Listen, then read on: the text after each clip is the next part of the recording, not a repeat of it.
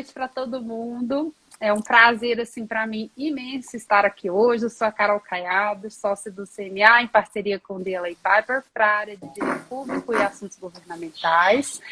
A gente tem feito aí algumas lives era antes via LinkedIn, hoje estamos fazendo aqui pelo Instagram para testar um canal novo.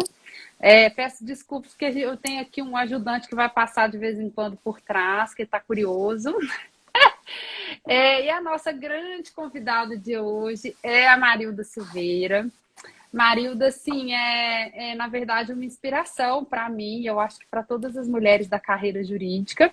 Além de ser uma amiga querida, é uma mulher muito inspiradora. A Marilda, ela é advogada, sócia do Silveira e Unes, um escritório que ela e o Flávio Unes, o sócio dela, criaram, assim, from scratch mesmo, como diziam os gringos lá em Brasília. São super atuantes lá há muito tempo. Além disso, a Marilda é professora. Hoje ela é coordenadora do IDP, é um instituto super conhecido de pesquisa e ensino. Tem aí diversas atividades acadêmicas. Ela é mestre e doutora em Direito Administrativo pela Faculdade de Direito da UFMG, onde nós duas estudamos. Eu tive a honra de estudar na graduação, de conhecer a Marilda por lá e através de outros colegas também. E é tempo de eleição, né? A Marilda, além de ser uma advogada muito experiente em direito público, é também uma eleitoralista, podemos dizer, Marilda? Esse é o termo, você acha? Dizem que é isso. Então tá bom. A Marilda é pura maravilhosidade, gente. Ela foi super gentil. Ela tá lá na Europa, em Bruxelas, na Bélgica. São 11 horas da noite lá já. Ela é, assim, super qualificada e reconhecida. Já figurou lista de indicação para ministra do TSE.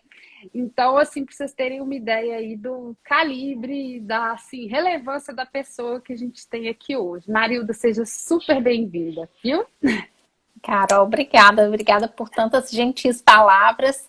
Eu não estou precisando, estou aqui sem fazer análise, depois de tantos elogios, acho que minha autoestima já está elevada. Então que Obrigada, bom. Não, mas tenho certeza que é fruto da nossa amizade. Exato. Você é sincero da minha amizade por você e da admiração mesmo de todo o seu trabalho, que é uma coisa muito inspiradora para todos os advogados da iniciativa privada e, sobretudo, para nós, mulheres, né? Num mundo hoje tão desigual, tão difícil, em que a gente clama tanto por inclusão.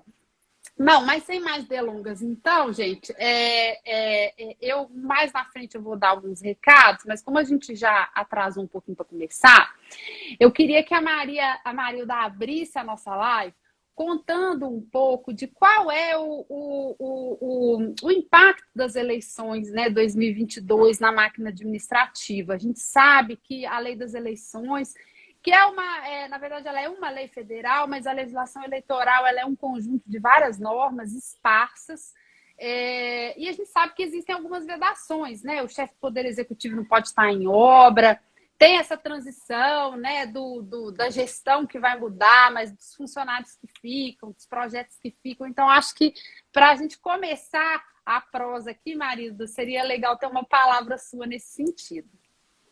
Então, Carol, acho que de fato é muito importante. Todo ano de eleições a gente passa por isso, né? Mas os gestores mudam e as pessoas acho que também se desatentam e, sobretudo, depois de uma pandemia, quando as preocupações foram outras, essas preocupações podem acabar, as vedações podem acabar passando um pouco desapercebidas. Acho que a primeira grande preocupação dessas eleições é exatamente esse ano que sai de uma pandemia e traz com o gestor alguns rescaldos de políticas públicas que são necessárias para uma pandemia especificamente. Afinal de contas, a gente viveu isso com uma má coincidência na nossa geração e acho que espero que a gente não viva mais, né? E a gente costuma, quem é gestor, se preocupar muito com a lei de responsabilidade fiscal nos finais de mandato, e aqueles que, ou se não vão se reeleger, acabam se preocupando um pouco menos com as leis eleitorais. O que acontece? A gente tem, na lei de responsabilidade fiscal, uma vedação para que a gente chama para aquilo que a gente chama de testamento político, né? Que é aquele gestor que deixa aquele bando de conta para o próximo pagar. Então, nos últimos 2 quadrimestres, ele não pode mais fazer despesa que tenha pagamento para o exercício posterior, a não ser que haja uma previsão realmente orçamentária que suporte aquela despesa. O que aconteceu no ano da pandemia? Essa regra da Lei de Responsabilidade Fiscal, do artigo 42, foi excepcionada. Então, o gestor, ele está acostumado a ver ali uma exceção para poder fazer os gastos da pandemia e que se arrastam até hoje, aquelas políticas públicas assistenciais, né? Acontece que essa autorização para ele poder arrastar a despesa da pandemia para o ano seguinte não afastou em nenhuma medida as restrições que são da lei eleitoral mesmo. Então, o gestor ele tem que se preocupar, na verdade, com 2 coisas. Primeiro, com uma lista de vedações objetiva que tem na Lei 9.504, que está lá do artigo 73 para frente. Como no Brasil a gente tem uma emenda da reeleição, embora a própria emenda da reeleição tenha uma DI no Supremo discutindo a constitucionalidade, e essa DI foi julgada só na cautelar, então, por incrível que pareça, até a reeleição no Brasil, ela ainda é provisória, né? Porque o Supremo pode levar esse julgamento a qualquer momento e eventualmente declarar isso inconstitucional, mas enquanto existe, a gente tem reeleição no Brasil, a lei se preocupou em cuidar daqueles gestores que têm a tentação de usar a máquina pública em seu favor. Então, ela colocou lá uma lista de condutas vedadas que estão lá no artigo 73 e seguintes, a gente pode falar um pouco delas. Mas, além disso, aquilo que não está expressamente vedado lá no artigo 73 para frente, o legislador também deu um jeitinho de cuidar, porque não dá para pensar em tudo, né? Sim. E, além de tudo, a inventividade do administrador e daqueles que têm disposição para o ilícito é muito grande.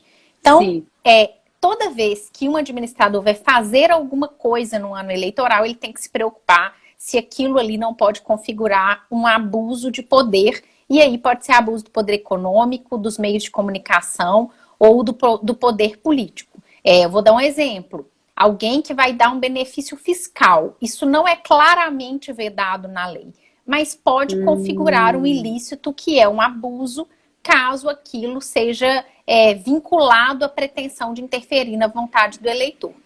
Vai fazer uma obra no município, aí junta todas as obras no ano das eleições. Essas coisas que claramente configuram abuso, e aquelas que pisam na linha e que parecem que estão mais ou menos disfarçadas também tem que ser motivo de preocupação. Então, são essas 2 linhas gerais que são motivo de preocupação nesse ano das eleições. Não, muito legal, até porque, assim, Marilda, se a gente for olhar aqui da perspectiva do Campos Mello, eu acho que você enfrenta isso também na sua prática na advocacia, né? As empresas ficam na dúvida, né? Hoje em dia, os programas de compliance são muito rígidos, né? Então, diuturnamente, o Ricardo e a Ana Júlia da área de compliance recebem questões aqui, que é o meu sócio, a advogada que cuidam disso. Eles estão pedindo tal coisa, a gente pode fazer, não pode fazer, e vira de fato aquela confusão, né? Ninguém sabe se pode ou se não pode. E com relação especificamente ao artigo 42, é muito comum nessa época chegar a consulta de investidor estrangeiro, né? Mirando aí em concessões. Eu acompanho assim, a gente, enfim, atende alguns clientes que vêm participando dos projetos de infraestrutura. Agora o escritório tem uma área bem mais robustecida com a chegada do Alexandre Calmon e do Marcelo Frazão, que são muito focados na indústria de óleo e gás, na área de portos. Então, eles querem saber, né? Por exemplo, as estações de portos que já estão aí na praça, qual é o impacto disso? O que acontece com a aplicação desse artigo 42? Meu contrato vai poder vir a ser anulado depois? Como é que funciona isso, né? Eu acho que vale a pena a gente ouvir de você um pouco sobre essa lógica aí desse artigo 42, que é um artigo confuso. Eu vou até aproveitar aqui antes da Marilda falar, pessoal, para ler aqui para todo mundo, né? A letra do artigo é o seguinte, é um artigo meio com uma redação meio infeliz, né? Incluído num capítulo de restos a pagar da Lei de Responsabilidade Fiscal, que teve o artigo antecessor vetado. Então, ficou um negócio esquisito, porque ele fica sozinho. É um artigo só que para sozinho num capítulo da lei. Então, ele diz que é vedado ao titular do poder ou órgão referido no artigo 20, que são os chefes do Poder Executivo, nos últimos 2 quadrimestres do seu mandato, contrair obrigação de despesa que não possa ser cumprida integralmente dentro dele ou que tenha parcelas a serem pagas no exercício seguinte, sem que haja caixa, sem que haja suficiente disponibilidade de caixa para esse efeito. Então, Marilda, vamos dar, assim, se você puder nos brindar com uma aula, uma mini aula sua, né? Sobre como encarar isso, não só agora em tempos de pandemia, com exceção, mas considerando também os projetos de longo prazo de infraestrutura, né? O país não para, né? A despeito dos governos que entram e saem, a estrutura continua, os programas continuam. A gestão de um projeto de PPP, de um projeto de concessão, ela é extremamente demorada. E são projetos muito longos, né? De 20, 30 anos. Então, seria muito legal ouvir de você uma palavra sobre esse dispositivo nesse contexto. Então, o que acontece, Carol? Na verdade, esse artigo 42, ele já vem de uma discussão de longo prazo, né? E a leitura desse artigo, junto com a perspectiva de que a administração pública faz um plano plurianual, perde um pouco sentido, né? Se a gente entender que as concessões e os programas de parceria, eles estão inseridos nessa vedação do artigo 42, inviabiliza a realização de projetos de longo prazo na administração pública mesmo. Então, a leitura do artigo 42, ela tem que estar vinculada àqueles gastos que a administração assume para a própria administração, que a administração assume para a execução dos seus projetos, e não para a realização de parcerias e para a realização de concessões, porque isso não é um gasto que a administração assume, né?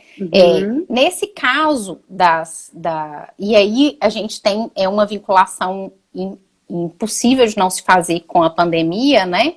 É que no caso da pandemia, as despesas que são suportadas pela administração pública são da própria administração. Então, o gestor, quando recebe uma transferência de recursos para poder fazer aquisição, por exemplo, de insumos para distribuição de cestas básicas, esse aporte de recursos não é investimento, é gasto, né? Então, o artigo 42, ele tem uma interpretação que não é de agora, né? É vinculada à diferenciação do que a administração faz, que é gasto, que é despesa, e o que é investimento, que é diferente e até nessa hipótese da pandemia. É diferente de eu gastar um dinheiro para poder comprar insumos para realizar uma política pública de distribuição de bens e eu realizar eventualmente uma contratação, uma licitação para poder fazer um contrato de longo prazo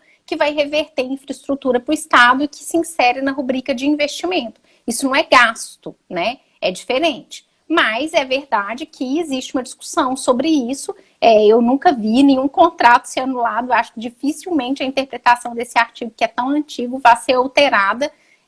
Mas é preciso, e aí, em qualquer caso, tomar cuidado no ano eleitoral, para que aí já com uma perspectiva não de administrativista, mas de eleitoralista, para que esses investimentos não sejam considerados abusivos e aí sim, eventualmente, seja contestada a validade dos contratos, porque também, como artigo 42, a lei eleitoral, ela não só repercute nos contratos, nos mandatos, ela também repercute nos contratos. Então, isso eventualmente pode acontecer. Não, é super interessante colocar esse viés, porque isso gera muita confusão. Eu acho que todas as questões relacionadas à responsabilidade fiscal, à contabilidade pública, elas são mais difíceis para nós advogados, porque a contabilidade pública não é uma coisa simples nem para o contador de carreira, né? É um negócio difícil. Então, eu acho que nesse ponto, até quando a gente olha para a nova lei de licitações, ela é meio repetitiva, né? Traz de novo muita coisa do que já está dito no Decreto-Lei 4.320, na Lei de Responsabilidade Fiscal, mas dá uma organizada, né? Toda licitação começa com... Eles batem muito na fase instrutória, na fase preparatória, de ter ali a reserva orçamentária para aquilo.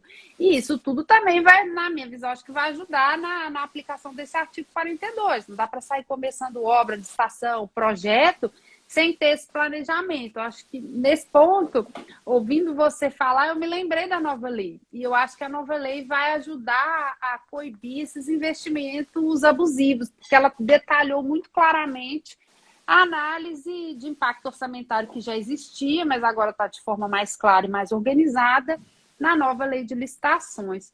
Não, excelente, Marilda. Outra coisa também que eu acho que seria legal do pessoal que está aqui ouvindo. Teve, ó, e você tá cheio de fã, tá? Teve um que colocou assim que mandatos e governos passam, mas a Marilda sempre fica, uma grande profissional. E você nem vai precisar fazer terapia mais. Não mesmo. É muito fã que você tem. Concordo, viu? Concordo com esse comentário. Mas olha só, Marilda, uma coisa que eu acho que seria muito interessante a gente discutir aqui um pouco é o papel do TSE, né? O TSE é um tribunal sui generis, né? Eu acho que o Brasil é um dos poucos lugares, né, que tem um tribunal eleitoral. E ao contrário do que muita gente imagina, o tribunal não tem só funções judicantes, principalmente nas eleições. Então, vamos, Marilda, conversar um pouquinho sobre isso. Então, aqui no Brasil a gente de fato tem uma peculiaridade, isso não é só do Brasil, mas é mais difícil encontrar em outros lugares do mundo, que é um tribunal que reúne as funções de administração, de regulamentação e de julgamento. Então, o TSE, além de julgar os processos da época das eleições, ele também faz uma regulamentação das eleições, ela inclusive já está disponível, porque o tribunal tinha até o final do mês agora para poder fazer essa regulamentação. Então, se você entrar lá no site do TSE, na aba Eleições, e dentro dessa aba Eleições 2022, dentro da aba Eleições 2022, Normas e Documentações, nas normas e documentações tem todas as resoluções do tribunal, e as resoluções são organizadas por tema. Então, tem lá uma resolução para vedações, e também dentro desse link tem o calendário eleitoral, que são as datas mais importantes, inclusive essas onde o Estado passa a ser vedada, por exemplo, a transferência voluntária de recursos, ou a distribuição de bens, ou a distribuição de bens por entidade que é vinculada nominalmente a um candidato, né? Que isso também afeta de alguma forma o mercado. E além de tudo, o tribunal tem uma função administrativa que é de administrar as eleições, realizar as eleições, e dentro dessa função administrativa ele responde consultas que são formuladas ou pelos partidos políticos ou por gestores de âmbito nacional, como deputados, senadores, o próprio presidente da República, né? Eles podem formular perguntas para o tribunal, desde que elas não sejam excessivamente genéricas e que também não sejam excessivamente concretas, não sejam de casos concretos. Exato. Né? Eu não conhecia esse dispositivo, mas pelo que você está contando, me parece algo bem parecido com o que tem nas leis orgânicas dos tribunais de contas, né? Para consulta por alguns gestores. Exatamente. Sim, eu acho super legal, Marilda, a que a gente olhe e reflita. Aqui no meu time a gente tem feito mensalmente uma newsletter chamada Público e Notório, né? A gente vem e um dos temas que a gente está conversando esse ano é justamente sobre as eleições. Depois, quem quiser se cadastrar, tem na bio, aqui na página do Instagram, no Campus Melo. E eu vou disponibilizar lá na Público e Notório, que vai sair no final do mês, justamente essas resoluções de vedações e calendários, porque ajuda a gente, né, a olhar. As empresas que a gente atende aqui, elas passam assim, por inúmeras solicitações, demandas, são normalmente empresas grandes que afetam comunidades extensas, né? Essa coisa da empresa que se mistura muitas vezes com a própria cidade em si. Então, são inúmeras as solicitações que chegam. Então, acho que vai ser muito interessante a gente realmente ver lá a norma do TSE, para olhar lá, de certa forma, eles sumarizam, né? E facilita a análise da legislação, que é muito densa de olhar. Eu lembro que tem o Código Eleitoral, que é super antigo, né? É da década de 60. Aí tem uma lei complementar das inelegibilidades, tem a própria lei das eleições, a lei de responsabilidade fiscal. Então, acho que é uma função relevante essa do tribunal de realmente colocar, organizar e botar a informação de uma forma mais fácil, mais palatável para os gestores, para o próprio mercado. Sem E aí, dúvida. mudando um pouquinho aqui o tema, o Roberto está aqui, on fire, tá Uma doido para graça. participar. Você ouviu pequenininho, né, Marilda? Olha o Já tamanho está que já enorme, tá. nossa senhora. Mas você Então, falando, Carol, a gente é engraçado, né? Porque de fato, assim, a legislação eleitoral ela é muito bagunçada, a verdade é essa, sim. né? E agora a gente tem um código eleitoral aprovado na Câmara que foi dirigido para o Senado, tem grande chance de aprovação, que está reunindo a legislação. Tem esse ponto muito Ah, positivo, que vai uai, juntar não tudo de uma conhecia, vez. não. Conta aí para nós. Pois Você acha é. que esse novo código, se passar, vai dar uma arrumada no quê? Vai ser lei Na verdade, ordinária, complementar? Como é que vai ser?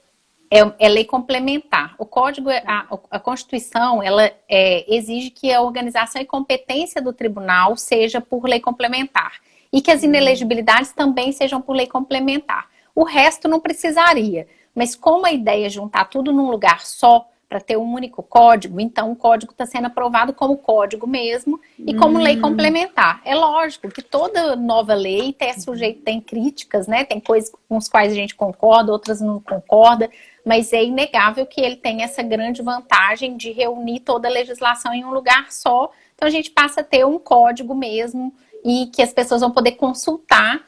Isso, claro, não desmerece o trabalho que o TSE vai continuar fazendo de regulamentação, porque ele continua com a competência regulamentar, mas não vai ser tão necessário mais para as pessoas irem lá achar aquilo que está regulamentando o processo eleitoral daqueles anos. Isso, você está falando das empresas que se vinculam aos municípios e que estão lá e que se misturam com a comunidade. Eu me lembro de uma empresa que é concessionária de saneamento e que no ano das eleições queria fazer uma determinada obra, fazer um convênio com o município para poder doar determinado serviço para as pessoas e para o município. E eles consultaram a gente justamente sobre isso, assim, que medida eles podiam fazer isso ou não no ano das eleições, e a gente colocava os riscos de se fazer isso, né? Porque eles fogem do artigo 42, porque não deixam, não tem mais testamento, não tem testamento político, não deixam restos a pagar, mas de outro lado, eles acabam correndo o risco, a depender do tipo de benesse que há de distribuição, de infringir o artigo 73, parágrafo 10, que veda a distribuição de qualquer benefício no ano das eleições para a população. E a população, sim. quando recebe aquilo por meio de um convênio que foi feito com a administração pública, não separa o que ela recebeu de benefício do Estado e o que recebeu de benefício de uma concessionária, porque só concessionária faz às vezes do Estado, né? E essa distribuição não é possível. Exato, assim, isso acontece demais, eu tenho visto, assim, muito, é uma demanda, assim, é uma série, para as empresas que são maiores, principalmente para as empresas, eu noto que são as empresas que têm fábrica funcionando, né? Fábrica, atividade fabril, ou atividade de mineração, atividade assim que tem uma complexidade industrial grande. Não sei se tecnicamente a gente pode comparar, né, a mineração à indústria, mas enfim. Tudo isso que envolve muita coisa, envolve aquele maquinário, aquela infraestrutura muito grande.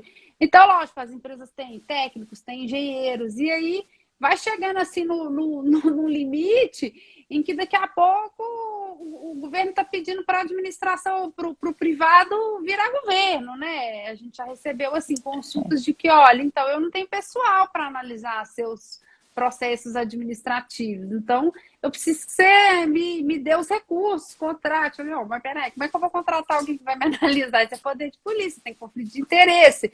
Então, e nessa época isso aumenta, né? E aumenta de forma significativa. E aí, pegando o gancho dessa prosa aqui que a gente entrou, eu me lembrei também da questão das doações, né? Uns anos atrás, nossa senhora, era um negócio assim, eu trabalhava num outro escritório grande também, Era um negócio você olhar o organograma de empresa para ver quando é que qual podia doar, o percentual, o faturamento, não sei o quê.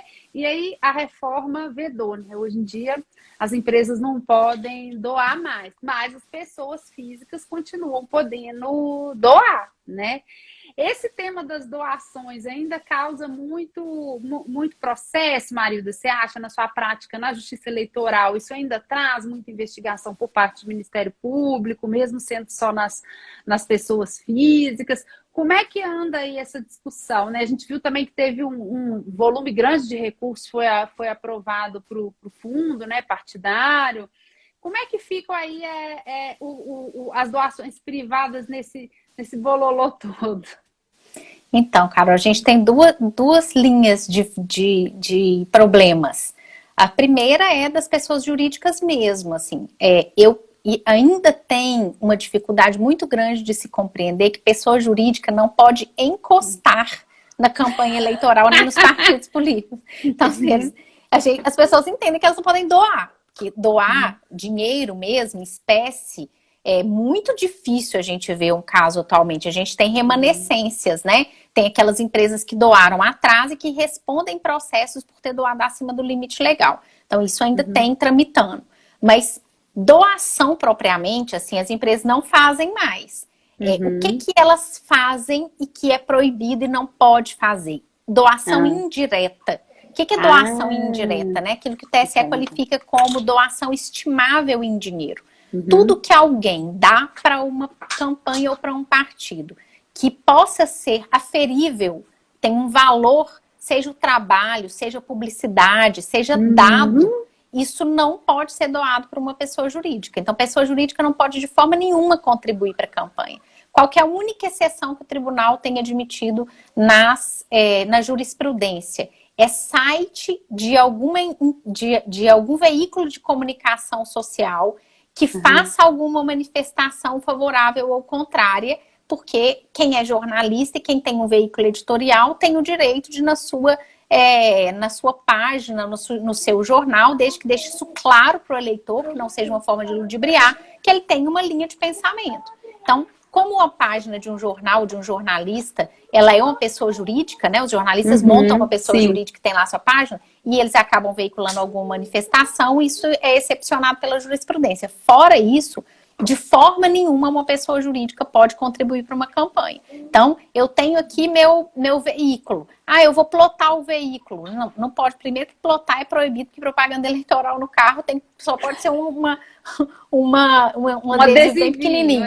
Mas mesmo que for um adesivo, eu tenho aqui uma frota e eu vou colocar adesivo na minha frota inteira. Isso é uma forma da pessoa jurídica contribuir para a campanha eleitoral. Vou colocar no meu site, eu tenho um supermercado, vou permitir que a pessoa faça propaganda, se não pode. Eu tenho um banco de dados, vou doar o banco de dados. Assim, já não podia antes, porque a lei eleitoral dava essa doação de banco de dados, agora com a lei de responsabilidade geral de proteção de dados, a LGPD, não pode mesmo de jeito nenhum. Então, essas questões indiretas é que eu acho que precisa ficar mais claro, sabe? Você falou das grandes empresas, assim, existem empresas e concessionárias ou autorizatárias como mineradoras que têm obrigações acessórias, né, Carol? Então, eles têm escolas, aquelas mineradoras que tiveram algum dano ambiental e que fazem um termo de ajustamento de conduta ou algum tipo de acordo e elas, na própria lei, têm obrigações acessórias. Isso também tem que ser muito bem cuidado na época das eleições para não parecer que é uma concessão de vantagem para a população no ano das eleições por meio de acordo, ajuste ou convênio com o poder público e que também não é uma forma indireta de contribuir para a campanha daqueles que estão no poder e eventualmente concorrendo à reeleição. Então, é preciso ficar muito atento com essas coisas mesmo, porque pessoa jurídica, como eu disse, não pode de forma nenhuma contribuir nem encostar na campanha eleitoral, nem na campanha, nem no partido. Nossa, muito interessante. Você falou do partido, né? Porque uma coisa eu me lembro, né, dessa época que eu fazia muitas análises, então uma coisa é eu doar para o candidato, outra coisa é eu doar para o partido político. E aí vinha muita pergunta sobre o interregno entre o término das eleições, né, e a próxima. Então, assim, ainda há algum espaço para fazer doação até de dinheiro mesmo para partido político fora do período Da eleitoral, campanha. digamos, da campanha, da época de campanha? Não, Carol, pessoa jurídica não pode de jeito nenhum. O Tá. Supremo quem declarou inconstitucional a doação de pessoa jurídica para campanha e para partido. Então, Tá. pessoa jurídica não pode mais doar nem para partido, nem para campanha e nem para o fundo eleitoral. Porque o fundo eleitoral Tá. a gente olha para ele como um fundo que só recebe dinheiro público, mas na verdade ele recebe tanto dinheiro público quanto as multas que são aplicadas, Uhum. quanto eventuais doações. Tem gente que doa direto para o fundo distribuir proporcionalmente entre os partidos. Então, para pessoa jurídica, não. O que é que muda de partido para pessoa? Que é o que você está dizendo. É que para partido não há esse limite de doação de pessoa física. Para o partido eu posso doar o tanto que eu quiser. Para as pessoas jurídicas, entre aspas, né, para os candidatos durante a campanha eleitoral, as pessoas físicas que vão doar, elas têm um limite de doação que é 10% do valor que elas recebem, que é o valor do rendimento do ano anterior às eleições. Então, ela tem que ir lá olhar no imposto de renda para ver qual foi o rendimento para doar até 10%. Isso é para campanha, não é para o partido. Por que o partido tem que se preocupar com isso no ano da eleição? Porque se o partido pegar um dinheiro que eu doei para ele e passar para a campanha do candidato, esse repasse tem que respeitar esse percentual também.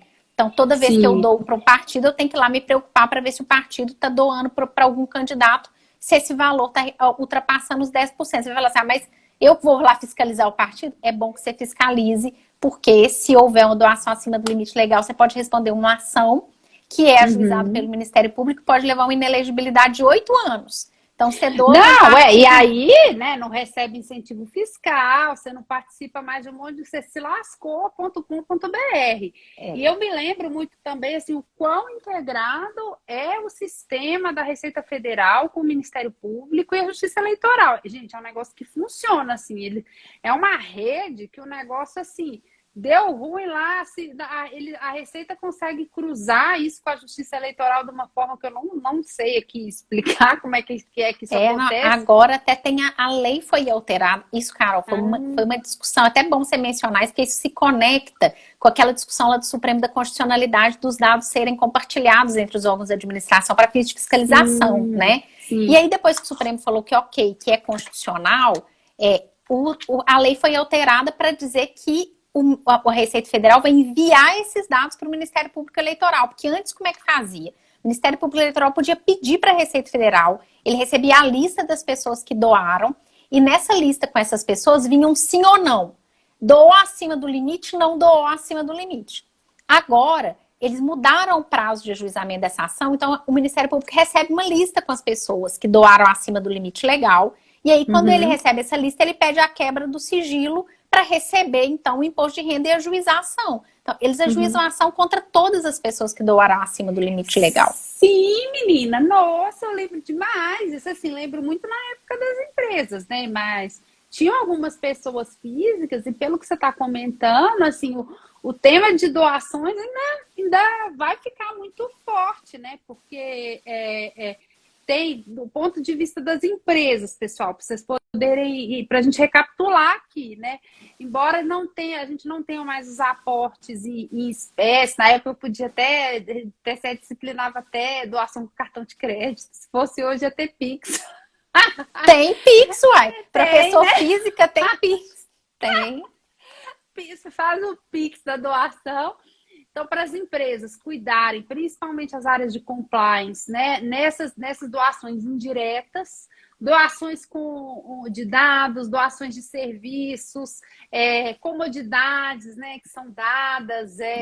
Espaço. Eu tenho aqui meu lote, não estou usando para nada, pode fazer aqui seu comitê. Isto é doação estimável em dinheiro. Pessoa jurídica não pode fazer. É o que mais tem. Então tem isso, tem todas essas questões assim, e aí olha e vê e confunde, não lembra direito o que foi que aconteceu, onde é que foi que o negócio mudou, assim, e além disso, né, todas essas questões desses cuidados de quem é essa pessoa física dentro de uma empresa, quem é essa pessoa física, né? Ela é o diretor-presidente, o VP, porque também é lógico que a pessoa tem a liberdade política, que é um direito individual, né? Agora, também, dependendo da posição que ela tem, se ela doa, você vai ficar aí num limbo. Então, Carol, esse é um cuidado que precisa ter. A gente tem ações, não teve nenhuma condenação e eu posso dizer assim, um precedente em que houve uma prova, mas há uma preocupação do tribunal de não permitir que as pessoas físicas façam atos abusivos que seja o disfarce do repasse do dinheiro da pessoa jurídica para a doação da pessoa física, que é o dirigente. Então, a gente não tem um caso significativo, como assim, descobrimos como na Lava Jato que o dinheiro da contratação da administração pública era lavado dentro de uma campanha, porque isso aqui teria acontecido, né? Mas, em tese, é possível que se investigue e se identifique que dirigentes de pessoas jurídicas se aportaram de recursos, fizeram distribuição de lucros antecipada com preparação para transferir este dinheiro para a campanha eleitoral. Então, a pessoa física que tem uma grande distribuição de lucros que repassa para a campanha. Porque até a 2016, o TSE ainda tinha uma dúvida se o dinheiro recebido como distribuição de lucros era rendimento para fins de doação para a campanha, contando aqueles 10%. O tribunal disse que sim, que senão o advogado mesmo podia doar nada para a campanha, né? Porque só recebe distribuição de lucros. Mas como distribuição de lucros isso também abre margem para que alguém olhe para essa possibilidade e fale assim, havia aqui uma forma de transferir o dinheiro e resolver o problema da não doação da pessoa jurídica. Não, gente, assim, as pessoas estão vendo, assim, ninguém é bobo, né? Então, isso não se pode fazer, eventualmente pode caracterizar abuso, sim. E aí, voltando um pouco no tema da fiscalização, que isso é uma coisa que eu fiquei curiosa, fiquei intrigada. Eu me lembro que, assim, eu recebi essas demandas, né, da época ainda de antes da reforma, né, tipo 10 anos atrás. E aí eu me lembro que na época tinha uma resolução conjunta da Receita com o MP, eu acho que o TSE também. Então você chegou a comentar que a gente vai ter então uma equalização dessa colaboração entre os órgãos da lei, mas isso já está em vigor, essa parte que eu perdi, isso já está em vigor ou está no projeto que está tramitando? Não está, já está em vigor. A lei foi alterada já há alguns anos para poder permitir que o Ministério Público receba, que já era permitido pela jurisprudência, né? Agora a lei expressamente permite que o Ministério Público receba essas informações até julho do ano seguinte às eleições, para que ele tenha prazo de ajuizar essas ações todas, porque antes ele tinha 15 dias depois da diplomação, não dava tempo, ela quer correria, Deus nos acuda. Agora ele não precisa mais dessa correria, ele recebe essas informações com tempo e tem até 6 meses para poder ajuizar essa ação. Então é por isso que o Ministério Público agora consegue receber as informações da Receita com calma, que tem um prazo legal para entregar, e consegue processar isso internamente para, dentro desse prazo mais razoável, ajuizar todas dessas ações.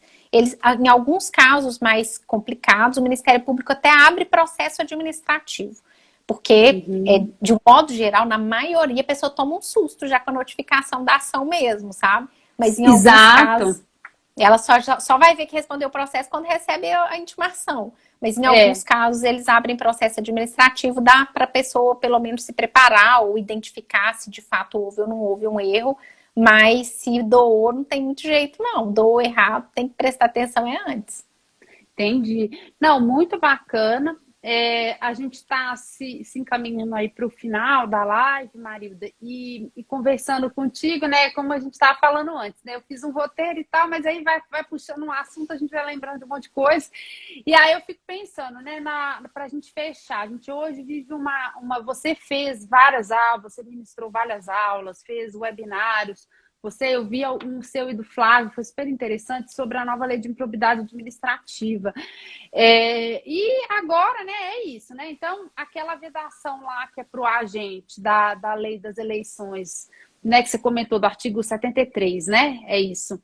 Ele faz errado, mas a empresa participa. Como é que você acha que isso vai... tem mais um fã, ó. Guilherme Restum. Marilda, sou seu Decente e fã. justo. É. Tenho parabéns ao Guilherme, fez um super evento em Brasília essa semana, inacreditável. Maior evento tecnológico de direito eleitoral, foi brilhante mesmo, merece Eu vi, eu parabéns. achei até Obrigada, que você Guilherme. estava aqui, mas você estava remotamente, então, né? Tava Ah, remoto. tem a Amanda também, ó. A E Amanda, uma Marilda. querida. Não, minha filha, eu vou te mandar o vídeo depois, você vai ver que tem só tem como é que fala? Fã clube. Fã clube. Marilda Fã Clube. É, então, Mas você e dizia aí das pessoas, das empresas, né? Qual que pode ser a responsabilidade das como é empresas? que vai ficar agora? Pode Porque ter, caiu aquele negócio Carol. do dolo, né? Mas eu não tô, ainda não tô assim muito segura disso, não. Conta aí o que você Mas tá então, achando. o que que acontece? As pessoas, elas se preocupam muito com a responsabilidade da improbidade administrativa e agora com a nova lei de improbidade a gente tem pelo menos um cenário possível de Uhum, modificação, que é essa ausência de dolo, o maior cuidado no trato com as empresas que são beneficiárias, entre aspas, da improbidade, mas que prestam serviços e que antes na lei de improbidade havia uma espécie de enriquecimento ilícito aí, né? A administração uhum, recebe o serviço, recebe a obra, depois investiga em improbidade, além de devolver o dinheiro, você ainda sofre, tem o risco do o gestor e o administrador da empresa de ser pessoalmente responsabilizado. No caso da legislação, uhum, aí a gente não pode se preocupar aqui no ano eleitoral só com a legislação, com a lei de improbidade. A gente precisa se preocupar também com as leis eleitorais. E o que, que a lei eleitoral diz? Que tanto aquele que é responsável pelo ato ilícito, quanto o beneficiário do ato ilícito podem sofrer as consequências das ações eleitorais. E aí vai depender do ilícito que for praticado. Essas condutas vedadas, que são essas que acabam encostando na iniciativa privada, ou os abusos que também encostam na iniciativa privada, que é o abuso do poder econômico, ou eventualmente dos meios de comunicação social, e essas condutas vedadas que são contratações para distribuição de bens, ou essas ações de promoção pessoal de ações do poder público, também de distribuição de bens, ou até publicidade institucional, qualquer tipo de ato que seja praticado que leve a interferência na vontade do eleitor, pode ser considerado como conduta vedada ou abuso de poder, ele tanto vai ter um responsável quanto um beneficiário. Se o uhum. responsável por esse ato também for um gestor privado, for uma empresa ou uma pessoa física privada, ela pode ser parte nessa ação eleitoral. Aí você vai falar, mas Marilda, o que vai acontecer com ela? Ela vai perder o mandato? Ela não tem mandato, não tem multa. Como é que é? Não, mas Mas e aí o incentivo é, fiscal que fica sem poder receber, né? é isso, assim, o ponto é que nessas ações também há uma condenação que pode levar à inelegibilidade. Então, os gestores e eventuais pessoas físicas que são responsáveis por atos ilícitos eleitorais também respondem a ações eleitorais, sabe? Então, a gente tem inúmeros casos de ações de abuso ou de poder econômico, ou de meios de comunicação, e até de poder político, que tem réus não só os candidatos, não só gestores públicos, mas também pessoas da iniciativa Uhum, privada. Assim, tem dono de jornal, tem dono de construtora, tem o sujeito dono da empresa que fez uma distribuição, o dono da mineradora que fez uma distribuição de tablet na escola, ou que doou o prédio da escola e doou a atividade escolar específica, que vai ser réu na ação de abuso porque contribuiu para interferir na vontade do eleitor naquele processo eleitoral e, se entendi. condenado, é responsável, fique inelegível, sabe? Então, Uhum. essas ações também têm que ter esse cuidado no ano das eleições. É muito Não, ótimo. importante mesmo. E aí, assim, se a gente for pensar, quando você fala inelegível, né, para o pessoal poder entender bem certinho, inelegível para disputar um cargo público, para o que mais você acha? Que Então, detalhe um quando a pouco isso pessoa... para nós. A inelegibilidade, Carol, ela é um pedaço do direito político. O que ela impede? Ela impede a pessoa de ser eleita, de se candidatar nos 8 anos seguintes. Aí o sujeito vai pensar assim, eu não estou nem aí, nunca vou ser candidato na minha vida. Mas existem regulamentações estaduais e municipais que estendem a ocupação de posições públicas ou contratos públicos a exigência de não se incidir em nenhuma hipótese de inelegibilidade. Então, por exemplo, em Rondônia e em Minas Gerais eu sei que tem uma lei local que impede a ocupação de cargo comissionado se você incidir em alguma hipótese de inelegibilidade. Então, não é o simples fato de ter a inelegibilidade e impedimento de se candidatar que não te impede mais a nada. Por quê? No direito administrativo, a competência tanto estadual quanto municipal pode estender outras obrigações no âmbito da competência legislativa dos estados e dos municípios, tanto para ocupar cargo quanto para contratar. Porque a gente sabe que os estados e os municípios têm competência para legislar sobre o regime jurídico de seus servidores e também sobre a contratação pública no seu espaço de competência, ainda que exista uma lei de licitações, né? Claro, então, se essa exigência for colocada, esse impedimento também incide, como já existe em alguns estados.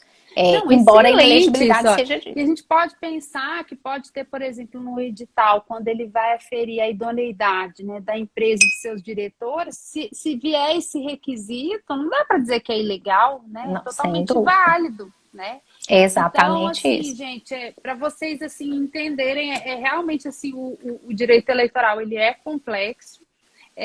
Eu comecei a minha carreira no direito eleitoral. Até mandei nossa live para o SAD, mas o SAD não tem redes sociais, então eu vou falar, depois eu vou mandar o vídeo para ele. Grande advogado, querido SAD, saudade deles. Exato, ele é um expoente, foi meu primeiro chefe, com quem eu aprendi tudo. E desde aquela época já era difícil, né, entender isso tudo. E hoje as relações foram ficando tão complexas, mas tão complexas que a gente vê assim que eu acho que depois desse nosso bate-papo, eu sinto que está mais complicado, porque antes, quando eu tinha a obviedade a empresa pode doar, era muito mais simples para as empresas depositarem o dinheiro e prestar conta. Aí agora eu acho que deve ser, eu ainda não vivenciei isso este ano com nenhum cliente, nesse ponto específico, né? Já em outras coisas, mas de empresas em lugares em que há reeleição ou há políticos, essas doações indiretas são muito complicadas, né? É difícil passar no crivo. E eu chamo aqui a atenção para os clientes do escritório que estão, da Marilda, para pessoal de empresa, gente.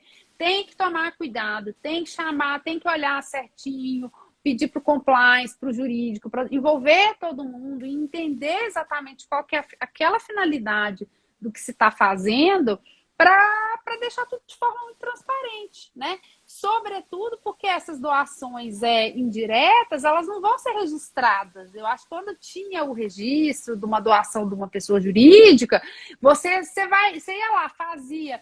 Era muito preto no branco, né? Você pegar o organograma, você tinha lá o balanço, tinha o faturamento, e era muito fácil defender aquilo ali. Agora, hoje, numa doação estimável em dinheiro, eu sinto mais dificuldade em se fazer isso. Se vier, realmente vai ser um negócio mais complicado de explicar, de dizer com o focinho de pouco na tomada, né? Eu tô olhando aqui, ó, Marida, eu vou recapitular um pouco aqui dos elogios que eu anotei. Ó, a Bianca quer ser a presidente do seu fã-clube, tá? A Bianca é meu braço direito e esquerdo. Chamada R. Valgas, que eu não sei, deve Rodrigo ser Valga, você conhece com certeza o direito administrativo, um querido professor. Então, ele mandou, o Rodrigo Valgas mandou abraços, enfim, várias lembranças de Florianópolis. E mais um monte de gente aqui que eu não consegui anotar tudo, senão eu não ia prestar atenção no que você está falando. Eu ainda tô meio aprendendo aí o trem da live. Mas obrigada a todo mundo que mandou mensagem e entrou. Mandou um monte de mensagem. A galera tá aqui on fire. Todo mundo aí titietando. Então, gente, eu queria ver, nós temos nós ainda temos 20 pessoas online. E eu queria saber se alguém tem uma pergunta para mandar aqui para Marilda. A pergunta aparece. Se não, queria te agradecer muito, Marilda, porque foi assim incrível. Esse horário aí da noite, nossa, anotei um monte aqui já. E convido o pessoal, nós vamos conversar aí de várias coisas na Público Notório, né, na newsletter. Pessoal, o link tá aí na bio do Campus Melo. A gente vem fazendo esse conteúdo, Marilda, com muito carinho, né? Todo mês a gente faz análise. É muito legal mesmo, assim, eu já vi e acho, assim, fantástico, Carol. Eu queria te parabenizar, inclusive, por esse trabalho. E convida todos para poder entrar para ver, é muito legal mesmo. que é uma forma da gente conversar, né? Trazer um olhar. A minha equipe toda se envolve nisso, desde a Brenda, que é estagiária, que faz lá o radar dos projetos, os advogados todos. Queria agradecer o Gui, a Marjorie, a Fernanda, a Mariana Antunes, que é mineira também, formada na Federal também, mas está aqui em São Paulo. E ao Paulo Renato, meu sócio, que super apoia o projeto. E que ajuda a gente a colocar aí os temas, e isso, de certa forma, obriga todo mundo a estudar, né? O que é uma coisa muito boa. Então, tanto Como se você precisasse hoje. disso, né, Carol? Não, minha filha, a gente não sai da faculdade. Não sai nunca. Eu já vou fazer 20 anos de formado no ano que vem, continua aqui batucando. Muda tudo igual o Jornal do Dia, gente. Ó, tem o Kildare aqui também, que está dizendo que a Mario deu um orgulho para nós mineiros. Eu falo, eu também. Eu também obrigada, Kildare. Ô, gente, então, ó, vou encerrar. Mario, você quer dar mais um tchauzinho, mais um alôzinho aí para seus fãs? Acho que a gente podia encerrar com mais uma palavrinha sua. Eu só tenho a agradecer você, Carol, pela oportunidade, pelo carinho, por palavras tão gentis, dizer que é recíproca é mais do que verdadeira.